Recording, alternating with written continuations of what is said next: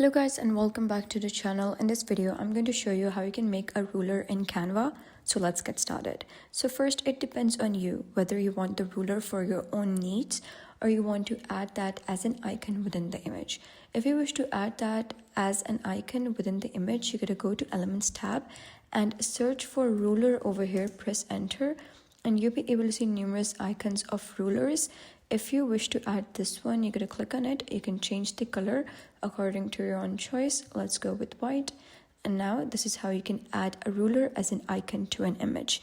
If you want the ruler for your own needs in order to aid you in design, you're going to go to File over here, click on Settings, and then click on Show Rulers and Guides. You'll be able to see a ruler horizontally and another one vertically.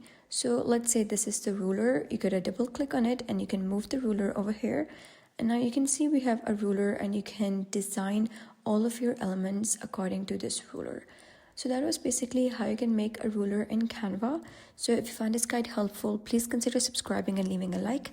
It really helps me out, and I'll see you next time.